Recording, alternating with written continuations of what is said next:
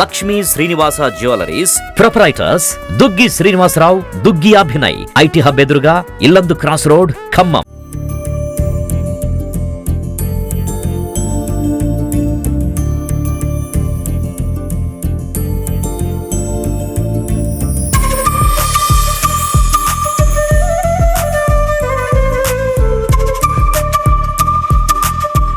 TV Babu అండి. నేను Mamata medical కాలేజీలో అడ్మినిస్ట్రేటివ్ ఆఫీసర్ చేస్తాను. మా పాప కూడా అమెరికాలో న్యూజెర్సీ రాష్ట్రంలో డాక్టర్ గా స్థిరపడ్డారు. అక్కడే జాబ్ చేస్తున్నారు. మెడికల్ జనరల్ మెడిసిన్ గా పనిచేస్తా ఉన్నారు అక్కడ. మన దేశం నుంచి కానివ్వండి, పర్టికులర్ గా ముఖ్యంగా మన ఆంధ్రప్రదేశ్ అయితే తెలంగాణ అయితే రెండు రాష్ట్రాల నుంచి చాలా మంది విద్యార్థులు అమెరికాలో స్థిరపడి ఉన్నత చదువుల కోసం వెళ్ళి అక్కడికి చాలా ఉన్నతమైన స్థలంలో స్థిరపడ్డారు. అదేవిధంగా చాలా సార్లు కూడా అక్కడ ఉన్న విద్యార్థులు అయితే ఉద్యోగాలు చేసే పిల్లలు వాళ్ళ పేరెంట్స్ ఇక్కడ ఈరోజు ఈ సందర్భంగా అందరూ ఒక దగ్గరకు వచ్చి వాళ్ళ యొక్క అనుభవాలు కానివ్వండి, వాళ్ళ యొక్క కష్ట నష్టాలు కానివ్వండి పంచుకోవడానికి ఇక్కడ సమావేశం అవటం జరిగింది. అదేవిధంగా చాలా సార్లు ఏంటంటే ఎన్ఆర్ఐ పిల్లల తల్లిదండ్రులు ఇక్కడే ఎక్కువ మంది ఉంటున్నారు. వాళ్ళల్లో వ్యాపారాలు చేసేవాళ్ళు ఉన్నారు, ఉద్యోగాలు చేసేవాళ్ళు ఉన్నారు, స్థిరపడ్డారు, రిటైర్ అయిన స్టేజ్ లో ఉన్నారు, ముసలి వాళ్ళు కూడా ఉన్నారు. కానీ ఒకటే ఏంటంటే అందరికీ కూడా కొంచెం పేరెంట్స్ ఇక్కడ ఉంటారు, వాళ్ళ పిల్లలు అమెరికాలో స్థిరపడ్డారు కాబట్టి ఆ యొక్క రిలేషన్షిప్ కానివ్వండి, అక్కడి నుంచి ఇక్కడికి వాళ్ళందరినీ కమ్యూనికేట్ చేసి పిల్లలు కూడా తల్లిదండ్రుల్ని ఒక వేదిక మీదకి వచ్చేలాగా చేయాలని నేను కోరుకుంటా ఉన్నాను. ఎందుకంటే పిల్లలు అక్కడ వాళ్ళ యొక్క ఉద్యోగాల్లో అయితే చదువు పరంగా అయితే చాలా సార్లు చాలా బిజీగా ఉంటున్నారు. బిజీగా ఉన్నా కానీ పిల్లలందరూ కూడా తల్లిదండ్రుల కోసం సమయం కేటాయించి వాళ్ళ కోసం ఇక్కడ తల్లిదండ్రులు ఎదురు చూస్తూ ఉంటారు. అదేవిధంగా వాళ్ళని సమాజంలో కలిసిపోయేలాగా చేయగలిగితే వాళ్ళ వంతు కృషి చేస్తే మంచిదని నేను కూడా అనుకుంటా ఉన్నాను. తల్లిదండ్రులుగా చాలా సార్లు ఏంటంటే పిల్లలు ఇంకా మంచి ఉన్నతమైన స్థానంలో స్థిరపడాలని, జాగ్రత్తగా ఉండాలని, వాళ్ళ జీవితంలో ఎంత పైకి ఎదగాలని ప్రతి తండ్రి కోరుకుంటారు. అదే రకంగా కూడా ఇక్కడ ఉన్న తల్లిదండ్రులు అందరూ మంచిగా ఉండాలని కోరుకుంటారు. పిల్లలు కూడా స్థిరపడాలని కోరుకుంటారు. వాళ్ళకి వృద్ధాప్యం వచ్చేసరికి ఏంటంటే రకరకాలైన జబ్బులు చుట్టుముడుతూ ఉంటాయి. ఈ స్టేజ్ నుంచి బయటపడడానికి కోసం ఆరోగ్యపరమైన స్టేజ్ ముఖ్యంగా ఎవరికైనా కానీ ప్రతి ఒక్కళ్ళకు కూడా ఏ స్టేజ్ లో ఉన్నా కానీ అందరికీ కూడా ఆరోగ్యం అన్నది చాలా ఇంపార్టెంట్. డబ్బు కన్నా కూడా ఆ ఆరోగ్యాన్ని కాపాడుకోవటం కోసం అందరూ ఒక వేదిక దగ్గరికి వచ్చి ఎవరి సహాయమైన చేతనైన సహాయం వాళ్ళు చేయాలని నిర్ణయం తీసుకోవడం జరిగింది. ఈ సభాముఖంగా ఈ ఎన్ఆర్ఐ ఫౌండేషన్ తమ సేవలను మరింత విస్తృతించాలని, ఎక్స్పాండ్ చేయాలని చెప్పేసి అందరికీ అందగా ఉంటుందని, సహాయ సహకారం అందిస్తుందని కోరుకుంటా ఉన్నాను. Thank you. ముందుగా సుమన్ టీవీ ప్రేక్షకులకు నమస్కారాలు. ఇప్పుడు ఎన్ఆర్ఐ పేరెంట్స్ అసోసియేషన్ యొక్క వనభోజనం కార్యక్రమం జరుగుతుంది. అసలు ఎన్ఆర్ఐ పేరెంట్స్ అసోసియేషన్ ఎందుకు ఫామ్ అయింది ఏమిటి, మనం ఒక నిమిషం సింహావలోకనం చేసుకుందాం. ఒకప్పుడు ఎన్ఆర్ఐస్ అంటే ఇక్కడ నుంచి అమెరికా పోయిన పిల్లలు, చదువుల కోసం వెళ్ళిన పిల్లలు చాలా తక్కువ మంది ఉండేవాళ్ళు. అదే విధంగా ఎన్ఆర్ఐ పేరెంట్స్ కూడా తక్కువ మంది ఉండేవాళ్ళు. రాను ఆ సంఖ్య పెరుగుతూ వచ్చింది. అలాగే సమస్యలు కూడా పెరుగుతూ వచ్చినాయి. ఎన్ఆర్ఐ పేరెంట్స్ అసోసియేషన్ ఎందుకు ఫామ్ అయింది అంటే, మన పిల్లవాడు అమెరికాలో చదువుతున్నాడంటే ఎవరికన్నా పిల్లవాడికి ఇబ్బంది వచ్చినా, అది కాలేజీ పరంగా కానివ్వండి, ఆరోగ్య పరంగా కానివ్వండి, ఆర్థిక పరంగా కానివ్వండి, ఏదైనా వాళ్ళకి ఇబ్బంది వచ్చినప్పుడు ఇక్కడ పేరెంట్స్ ఉంటారు, వాళ్ళు టెన్షన్ పడుతూ ఉంటారు. ఈ పేరెంట్ ఆ పేరెంట్ కలిసి మాట్లాడుకొని ఏ రకంగా సహాయం చేయగల కూడా సహాయం చేస్తూ ఉంటారు. ఈ మధ్య కాలంలో ఒక అమ్మాయి యాక్సిడెంట్ జరగడం జరిగింది. ఇక్కడ నుంచి అంటే అమెరికాలో తెలుగు అసోసియేషన్ వాళ్ళతో సంప్రదించి ఒక అకౌంట్ ఫామ్ చేసి ఆ పాపకి అమ్మాయికి హెల్ప్ చేయాలనుకో సంకల్పంతో ఒక అకౌంట్ క్రియేట్ చేయడం జరిగింది. ఆ అమ్మాయికి ట్రీట్మెంట్ కి కావాల్సిన డబ్బుల కంటే 10 రెట్లు డబ్బులు ఇమీడియట్ గా గంటలు అక్కడ పోగయ్యాయి. అంటే ఎన్ఆర్ఐ పేరెంట్స్ ఇక్కడ ఉండి అక్కడ పిల్లలకు సహాయం చేయడం కొరకే ఎన్ఆర్ఐ పేరెంట్స్ అసోసియేషన్ ఇక్కడ ఫామ్ అయింది. పిల్లలు అక్కడ ఉన్నారు, తల్లిదండ్రులు ఇక్కడ ఉన్నారు. వారు ఒకళ్ళొకళ్ళు వాళ్ళ ఉద్దేశాలు పంచుకుంటూ, వాళ్ళ ఆరోగ్య విషయాలు తెలుసుకుంటూ, వాళ్ళ ఆరోగ్య ఇబ్బందులు తెలుసుకుంటూ ఒకళ్ళొకళ్ళు కౌన్సిల్ చేసుకోవడం కొరకు, దాని కొరకే ఎన్ఆర్ఐ పేరెంట్స్ అసోసియేషన్ ఫామ్ అయింది. ఇప్పుడు ఇంతవరకు ఒక భాగం అయితే మరి పిల్లలు అక్కడ చదువుతూ ఉన్నారు. F1 వీసా ఉంది, H1 వీసా ఉంది. మరి అక్కడ పిల్లలు చాలా మంది ఇబ్బంది పడుతూనే ఉన్నారు. ఆ ఇబ్బందులతో కొన్ని ప్రైవేట్ ఉద్యోగాలు చేస్తున్నారు. బంకుల్లో కానివ్వండి, రెస్టారెంట్లో కానివ్వండి, ఇటు గ్యాస్ స్టేషన్లో పనిచేస్తూ ఉన్నారు. మరి పనిచేసేటప్పుడు తీసుకోవాల్సిన జాగ్రత్తలు ఏంటి, మనం ఎక్కడ ఉండాలి, మనం ఎలా ప్రవర్తించాలి, మనం ఎలా పబ్లిక్తో ఉండాలి. ఎగ్జాంపుల్ చెప్తే సాయి తేజ్ అనే కుర్రవాడు నిన్న మరి దుండగుల కాల్పుల్లో మరణించడం జరిగింది. చాలా విచారకరమైన విషయం. మరి ఎందుకు జరిగింది, ఎలా జరిగింది, ఎందుకు ఇలా అవుతుంది? మన పిల్లలు గుంపులుగానే వెళ్ళాలి, 2-3 కలిసి వెళ్ళాలి, ఒకళ్ళు తిరగకూడదు. మారుమూల ప్రాంతాల్లో అసలే ఉండకూడదు. సేఫ్టీ ఉన్న ప్లేస్లోనే ఉద్యోగాలు చేయాలి. ఉద్యోగం రాకపోయినా పర్లేదు, కానీ ప్రాణం ఇంపార్టెంట్. మరి అటువంటి ప్లేసుల్లోనే ఉద్యోగాలు ఎత్తుకుంటూ ఉద్యోగాలు చేసుకుంటూ ఉండాలి. మరి రాత్రిపూట అపరాత్రి లేకుండా తిరగకుండా ఉండాలి. మరి ఆ బార్లని పబ్బులని తిరగకుండా ఉండాలి. జాగ్రత్తగా ఉండాలి. 2-3 కలిసి వెళ్ళాలి. ఎవరో ఒకళ్ళున్నా ఇద్దరున్నా వేరే వాళ్ళని టీచ్ చేయకూడదు. అమెరికన్లు కూడా మనం అరెస్ట్ చేయకూడదు. ఇటువంటి జాగ్రత్తలు తీసుకుంటుంటే ఇంకా మంచిగా ఉంటుంది. ఇందులో మన పేరెంట్స్ బాధ్యత కూడా ఉంది. వాళ్ళందరికీ ఎడ్యుకేట్ చేయాలి. నాయన అక్కడికి వెళ్ళావు, నువ్వు చదువుకోవడం కోసం వెళ్ళావు, నీ కర్తవ్యాన్ని మర్చిపోవద్దు, నీ బాధ్యత మర్చిపోవద్దు, జాగ్రత్తగా ప్రవర్తించు, మంచి ప్లేస్లోనే ఉద్యోగం చేయి అని ఇంత జాగ్రత్త తీసుకుంటేనే బాగుంటుందండి. ఇదంతా ఒక ఎత్తు అయితే ఇవాళ గవర్నమెంట్ మారింది. ట్రంప్ నూతన అధ్యక్షుడిగా ఎన్నికయ్యారు. మరి వారు యాక్చువల్గా ఏంటంటే మన ఇండియన్స్కి ఫేవరెట్గానే ఉన్నారు. ఇప్పుడు ట్రంప్ గెలిచిన భాగంలో సింహభాగం మన తెలుగు వారే ఎక్కువ సపోర్ట్ చేశారు, ఇండియన్స్ ఎక్కువ సపోర్ట్ చేశారని ఒక నానుడు కూడా ఉంది.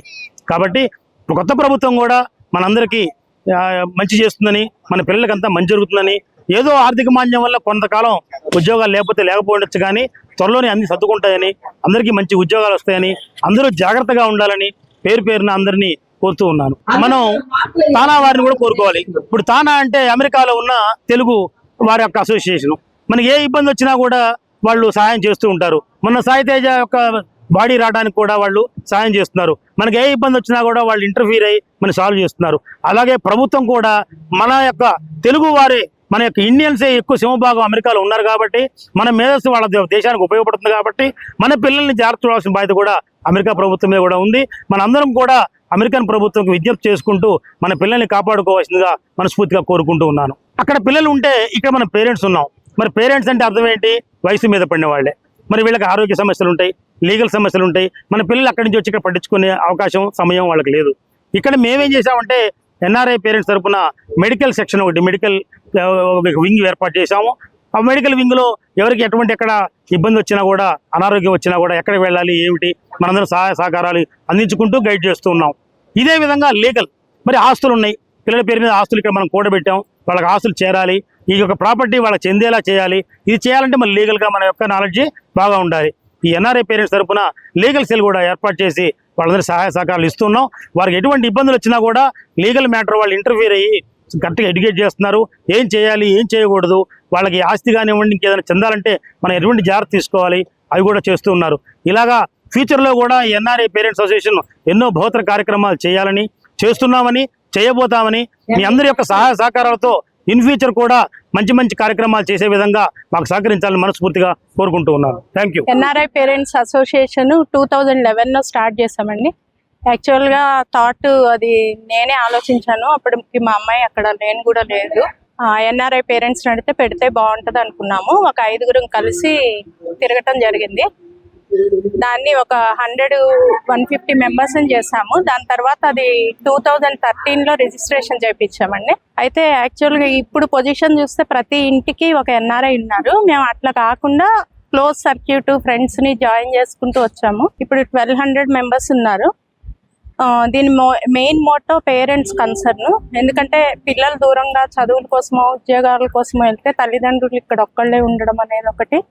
సింగిల్ పేరెంట్ కూడా ఉన్నారు. అలాంటి వాళ్ళకి ఒక మారల్ సపోర్ట్, వాళ్ళకి ఏదైనా అవసరం వస్తే చేయడానికి ఉంటుంది. హెల్త్ పరంగా కానీ, లేకపోతే ఏమన్నా ప్రాపర్టీ డిస్ప్యూట్స్ ఇలాంటివి ఉన్నా మనం చూడటానికి ఉంటుంది అనే ఆలోచనతో, ప్లస్ సోషల్ యాక్టివిటీస్ బేస్గా ఇది స్టార్ట్ చేశాము. ఇప్పుడు ఉన్న కండిషన్స్ మారిపోయినాయి. 2000 మేము పెట్టినప్పటికీ ఇప్పటికీ ప్రాబ్లమ్స్ బాగా పెరిగినాయి. ఎందుకంటే ఇక్కడ మేము హౌసెస్ సర్వే చేసినా సరే చాలా మంది పిల్లలు బయట ఉండడం వల్ల తల్లిదండ్రులు ఇన్సెక్యూరిటీతో ఉన్నారు. అది మనీ పరంగా అని కాదు, మోరల్గా ఒక సపోర్ట్ లేదు. మాకేదన్నా అయితే ఏంటి అనే దాంట్లో నుంచి ఒక డిప్రెసివ్ వాతావరణం అయితే సొసైటీలో ఉంది. అది యాజ్ ఏ టీవీగా మీరు గమనించిన చాలా ఇళ్లలో మీకు ఆ వాతావరణం కనిపిస్తుంది. అంటే మనీ సంపాదించడం ఒక్కటే క్రైటీరియా కాదు, మనిషికి ఒక మోరల్ సపోర్ట్ మేమున్నాము అనేది ఒక పలకరింపు అనేది చాలా ఊరటనిస్తుంది. మనసును మనిషి మైండ్ని వదిలేసి ప్రాపర్టీస్ లేకపోతే ఇవి సౌకర్యాలు ఇస్తాయి అనుకోవడం అదొక పార్ట్. మనీ మెయిన్ రోల్ కానీ అదే మెయిన్ మనిషికి అనేది కాదు.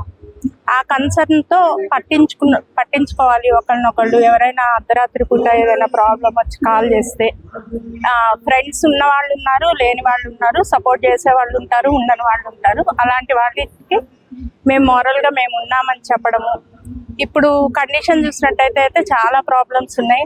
పిల్లల్ని చాలా కష్టపడి చదువుల కోసం పంపిస్తున్నారు, కానీ అక్కడ ఉద్యోగాలు లేక ఆర్థికంగా చాలా దెబ్బతింటున్నారు. ఇక్కడ నుంచి పంపించే పేరెంట్స్ కూడా ఉన్నారు, వాళ్ళు బాగా సఫర్ అవుతున్నారు. ఇప్పుడు లే ఆఫ్లు కూడా బాగున్నాయి. వేల మంది విద్యార్థుల్ని జాబ్ నుంచి లే ఆఫ్ చేస్తున్నారు. అలాంటి వాళ్ళు చాలా కష్టపడుతున్నారు. ఎందుకంటే లోన్స్ తీసుకొని వెళ్ళి పిల్లలు అక్కడ చదువుకుంటున్నారు, ఆ లోన్స్ తీర్చే పరిస్థితి లేదు. దురదృష్టవశాత్తు మన ఖమ్మంలో ఒక 6-7 పిల్లలు ఇలా డిసీజెస్తో కానీ లేకపోతే స్టాబింగ్ కానీ నిన్ననే చూసాం మనం. సాయి తేజ చనిపోవడం అనేది చాలా దురదృష్టకరం. బాబెళ్ళి 4 months అయింది. 4 monthsలో పేరెంట్స్ ఎన్నో ఆశలతో పంపించారు, కానీ బాడీని తెచ్చుకోవాల్సిన పరిస్థితి. అలాంటి వాళ్ళకి కొంచెం ఊరటగా ఉండడం. ఇప్పుడు తానా నుంచి అక్కడి నుంచి బాడీ రావడం అంటే కూడా చాలా ప్రాసెస్ ఉంది. ఆ ప్రాసెస్ని మనం పొలిటికల్గా కూడా కొంచెం కదిల్చి తొందరగా రప్పించే ప్రయత్నం అనేది ఒకటి చేస్తున్నాము. అంతే మెడికల్ సర్వీస్ ఒకటి ప్రొవైడ్ చేస్తున్నాము. లీగల్గా కూడా ఇక్కడ డిస్ప్యూట్స్ బాగానే వస్తున్నాయి.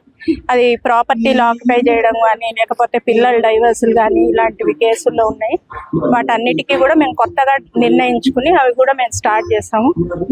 భవిష్యత్తులో దీన్ని మెంబర్షిప్ పెంచాలని, ఇంకా ఎక్కువ మందిని జాయిన్ చేసి రకరకాల యాక్టివిటీస్ చేపట్టాలని. అంతే సోషల్ యాక్టివిటీస్, పూర్ స్టూడెంట్స్ ఉంటే ఫైనాన్షియల్ సపోర్ట్ ఒకటి, ఓల్డ్ ఏజ్ వాళ్ళు ఎవరన్నా ఉండి ఆర్థికంగా ఇబ్బంది పడుతున్నా, లేదు ఎన్ఆర్ఐ పేరెంట్స్లోనే పూర్ ఉండి హెల్త్తో ఏమైనా ట్రబుల్ అవుతుంటే వాళ్ళకు కూడా మా వంతు సాయం చేసి దీన్ని సక్సెస్ఫుల్గా ఒక ఫ్యామిలీ యూనిట్ లాగా, అంటే ఇప్పుడున్న కండిషన్స్లో టెక్నాలజీ పెరగడం వల్ల కానీ ఆర్థిక పరిస్థితులు తేడా వల్ల కానీ మానవ సంబంధాలన్నీ ఆర్థిక సంబంధాలుగా మారిపోతున్నాయి.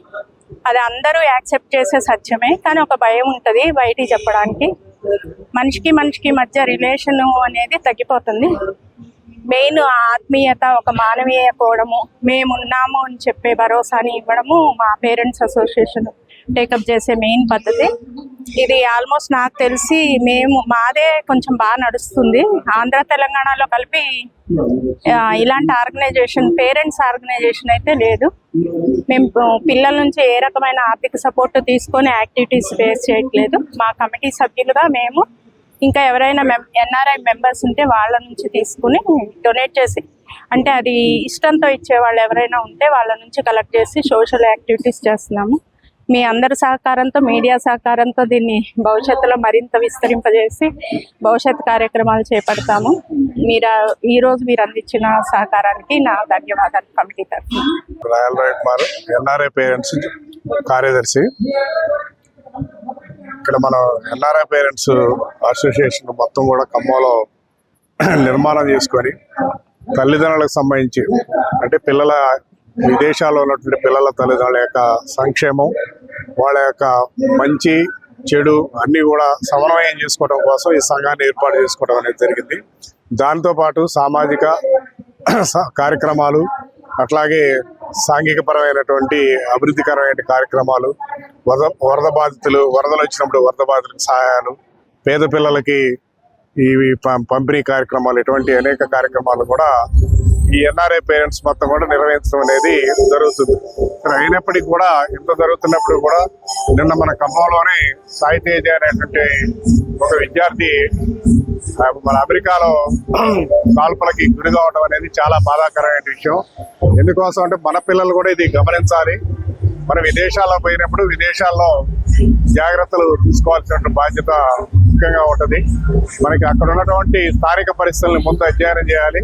ఆ స్థానిక పరిస్థితి అధ్యయనం చేసిన తర్వాత అక్కడ ఉన్నటువంటి వాతావరణం బట్టి మనం ఏ టైంలో బయటికి వెళ్ళాలి, ఏ టైంలో బయటికి వెళ్ళకూడదు, ఎలా ఉండాలి, చదువుకోవడానికి పోయినప్పుడు ఆ చదువు మీదనే కేంద్రీకరించడం పనిచేయాలి. కానీ ఇలా అక్కడ ఉన్నటువంటి ప్రభుత్వాలు మార్పులు జరగడం మూలంగా ఆర్థికపరమైన సంక్షోభాలు రావడం, వాళ్ళకి ఆర్థికమైన ఇబ్బందులు రావడం మూలంగా గవర్నమెంట్ మారినప్పుడు కూడా పిల్లలందరూ కూడా చిన్న చిన్న రెస్టారెంట్లో చిన్న చిన్న వాటిల్లో మొత్తం కూడా పనిచేయడం అనేది జరుగుతుంది. వాళ్ళిద్దరూ అక్కడ అమెరికాలో కంపెనీలు పెట్టారు, ఇక్కడ ఇండియాలో కూడా హైదరాబాద్ లో ఖమ్మంలో ఐటీ హబ్ లో 3 ఫ్లోర్లు మాయే. ఇక్కడ మేము పర్సనల్ కూడా ఒక సొంత ఐటీ హబ్ పెట్టాము. అయితే ఇందాక రవి గారు చెప్పినట్టు మన పిల్లలు కూడా జాగ్రత్తగా ఉండాలి. అక్కడ పార్ట్ టైం జాబ్స్ అనేవి నిషేధం, కానీ వీళ్ళు ఏంటంటే మధ్యతరగతి కుటుంబాల నుంచి వెళ్ళి వాళ్ళ ఆర్థిక ఇబ్బందుల వల్ల అక్కడ వాళ్ళు పెట్టే రూల్స్ పాటించకుండా జాబులు చేస్తున్నారు. తగు జాగ్రత్తలు తీసుకోవాలి. వాళ్ళు ఎవరైనా నల్లవాళ్ళు కానీ ఎవరైనా వస్తే చేతులు ఎత్తి నిలబడమని చెప్తున్నారు. ఎందుకంటే ప్రతి దానికి ఇన్సూరెన్స్ ఉంటుంది అక్కడ షాప్ వాళ్ళు కూడా చెప్తున్నారు ఏమని, మన ఏది దొంగలు వచ్చి తీసుకుపోయినా ఇన్సూరెన్స్ వస్తుంది, మీరు చేతులు ఎత్తి నిలబడండి అని. నిన్న బాబు జేబులో చేయి పెట్టాడంట, కోటేశ్వర గారు బాబు చేయి పెట్టగానే గన్ తీస్తాడని కాల్ చేశాడు. మనం కూడా తగు జాగ్రత్తలు తీసుకొని బాధ్యతగా చదువుకోవాలి.